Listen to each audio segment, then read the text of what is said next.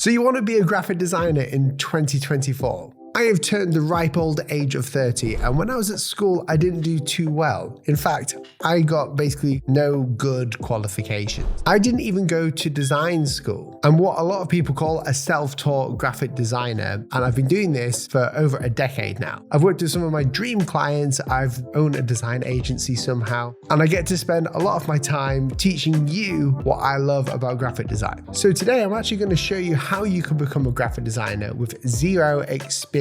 How you can get to a point of where you know what you're doing, know where you're going, and have a structured way of learning this and becoming a professional in the future. Okay, number one, design school.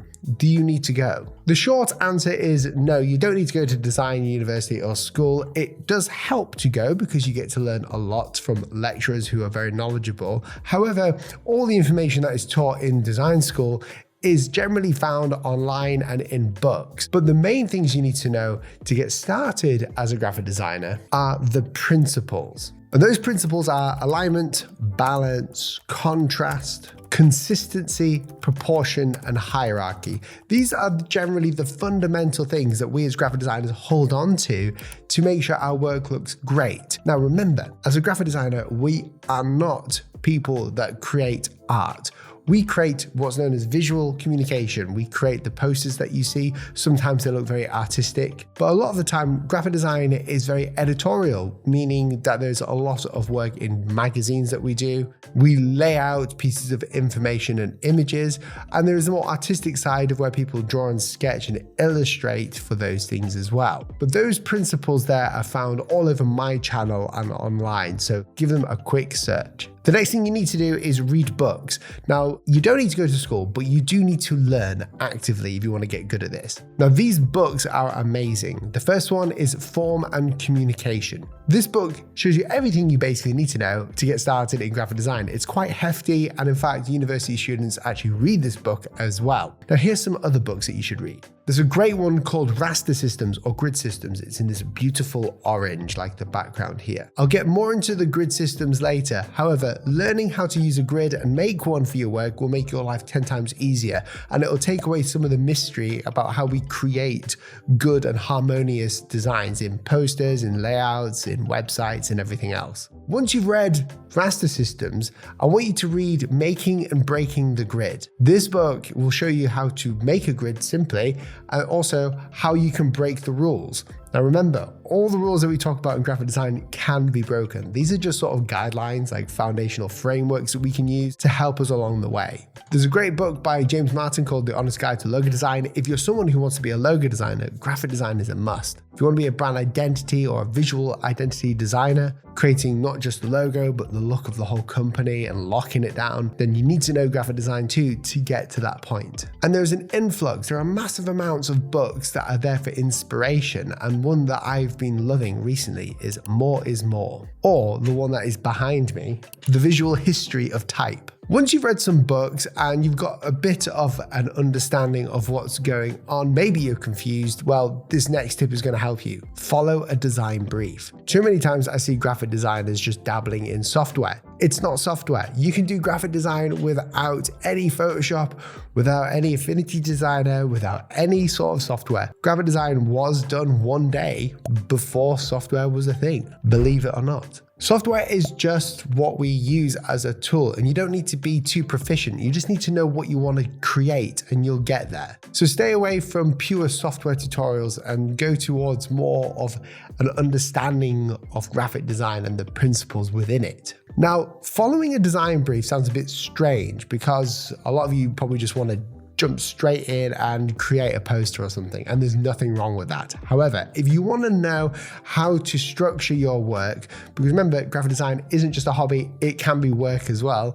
There needs to be limitations in place for us to do this and sort of a structured guideline, then following a brief can do that. There's an amazing website called goodbrief.io. This website gives you fake briefs that you can work on. So if you're struggling to work on something, but you want to have the idea of what it's like to work in the real world on a real project, goodbrief.io is great. Or you can use AI. The main point is don't just wing your first project. Try and get a structured brief down so you understand why the client wants to do what it's doing and what you should be doing. When I first started out, I didn't know how people designed logos, and I was obsessed with icons and word marks. My whole story goes back to when I was just starting out and I couldn't afford to buy expensive fonts. Instead of buying these fonts, I just drew them out. I had to learn how to draw letters, and that's how sort of my logo type design thing came about. The way that I learned to draw letters and to design logos was it's called back engineering. So you take someone else's work and you sit there and study it. You re-engineer it. You try to create it again to try and get into the mind of the designer. This shows you a few things. This shows you the whys, the why nots, and the how of creating something. And you can take the inspiration from what you've just done and bring it to your next project. That's how my whole YouTube channel kind of started. I would see an effect or some sort of thing that someone did in graphic design, whether it was a grid, and then there would be no one telling me how to do it. So I would have to re-engineer it and show people how it's done. Just as important as back engineering someone's work, another great thing to do is to follow other people's and other designers that you look up to. Follow their design process. Every designer has a process for things, whether that's a process for logo design, whether that's a process for poster design. The process might look like this: research, so they spend time researching. Then they mind map. They have like a certain time where they ideate these things, where they just draw thumbnails out. Then they make a decision on the work and they get into the meat of it, where they actually create it. This process is really revealing because it helps us have a structure. The problem that a lot of people have when they first start out in this is they don't have a structure for creating things. So the best way to find your structure is to look at day in the life videos, ask fellow designers what their process is.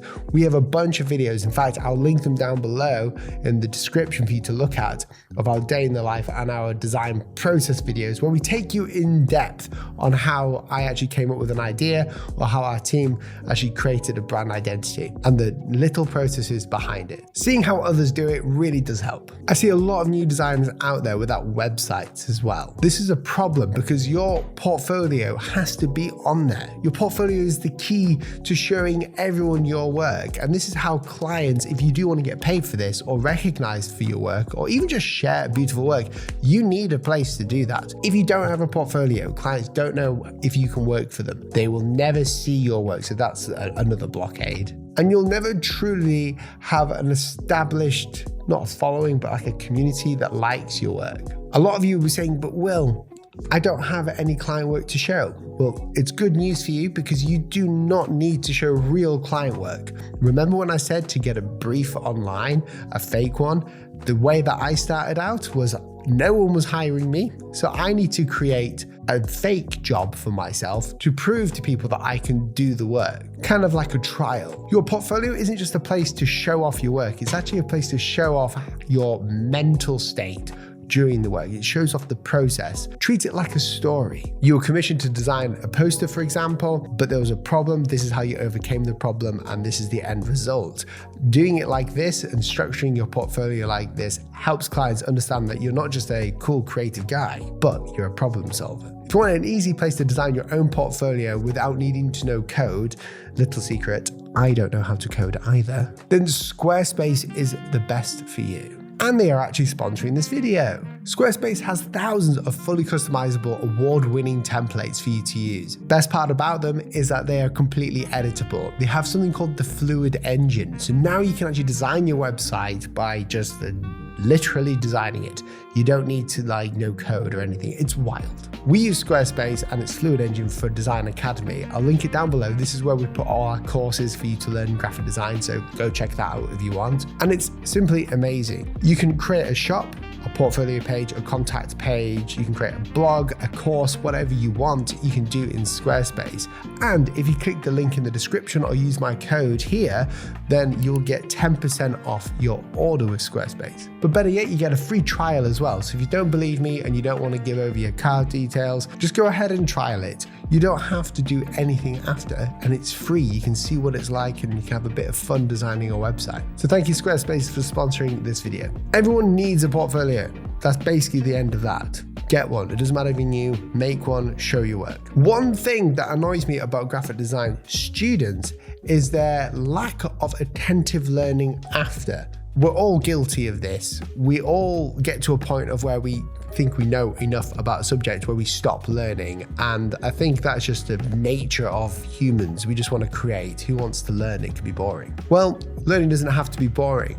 In order to stay ahead of the game for yourself and just to keep your ideas refreshed so your work doesn't become stagnated, it's important to learn. And nowadays with the internet, we have like so many websites for you to go and check out, so many online courses that you can take. You can learn graphic design. In fact, we have our own. I just alluded to it. We have one called Logo Launch. This is all about logo type design. It's a very specialized course. If you want to become a logo designer, but better yet, a logo type designer where you work on word marks, learn how to draw letters, learn how to get paid more, learn how to nail the design presentation every time using psychological tricks, then this is for you. However, there are so many other courses out there, and I've talked about them a lot. So if you're in the mood for learning, if you feel like you want to just get better in your design skills and just learn something new and fresh, then make sure you check out online courses. One thing that is very important for us graphic designers is inspiration. So I've written down as part of this video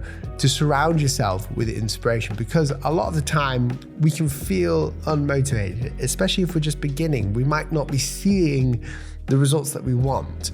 And I think a way of mitigating that is by inspiring yourself. Whether that's through Instagram, Behance, buying posters, wearing cool shirts. Have you seen this one? This shirt? It's got Vans. In our office, we don't have many posters around because they're film sets too, but we have posters around that inspire me. A lot of it's my own work. We have books, but most of the time it's just online, what I see. I'm very careful about who I follow on Instagram because I want everyone to be on there to inspire me in some way. If you want to fast track becoming a designer, then here's one easy way of doing that as well. Mastering typography. Typography is, I'm going to get a lot of hate comments to this, but typography is basically graphic design. That is it. It's 90% design. If you know how to use type effectively and correctly, you learn how to break the rules and create your own little systems. Learning how typography works, how to lay it out on the grid, learning how it should be seen from certain distances, learning the reasons behind fonts and color theory and everything else like that. It's so important. Learning those things will fast track you. So if you just want a place to start, then look at typography. And if you want to go further into that, then read case studies. There are so many case studies out there online from graphic designers that love to show the problems. Case studies are kind of like portfolios. However, they'll have an interesting client project and there'll be some sort of problem they're trying to solve within there. Case studies allow us to see a more nuanced visual of the work. It shows the pitfalls of what's happened in a project. It shows interesting nuances that you wouldn't have guessed otherwise by just looking at it. And you can learn so much from these case studies. I will link them down below. So if you want to read on them, that's what you can do. And the last tip I'm going to give you is learn a skill AI finds hard to replicate. I have been inundated with people commenting about people losing their jobs in graphic design and AI. And yes, it is happening. People are going to lose jobs. And that is just the way of the world. Similar to how computers, when they became a popular thing, a lot of design agencies that didn't have computers or even used the software went out of business to the ones that did use them. Am I saying that everyone needs to start using AI? No, I don't think so. I think it's a bit more nuanced than that. However, if you're a graphic designer, learning a better skill such as logo type design, or even type designs of creating fonts, or even a specific style of poster design, I would recommend going into those fields. Not saying that AI won't replace these fields in the next few years. However, these ones seem to have the biggest grip on humanity. These ones seem to require the most human part of us to actually create. AI can do a lot of things that are automated. So if you're doing a lot of the same thing, like the same layout, the same fonts, the same pictures, the same old thing, then you're going to be replaced. That is the nature of repetitive work. However, graphic design and graphic artists, is a vast field of many creative opportunities and differences. So if you don't want to be replaced, there are many ways to do that, which is to be on the cutting edge of it. You can either use design AI if you want, or you could find skills that maybe AI finds difficult to replicate, or find a skill that you're so proficient in, people would love to work with you because of who you are and your knowledge in that. If you enjoyed watching this video and you found it valuable, hit the subscribe button down below. If you haven't noticed already, this channel is all about graphic design, so you've hit the right place if you've wanted to learn more about this subject. So I look forward to seeing you on another video, and I will catch you in the next one. See you soon. Bye-bye.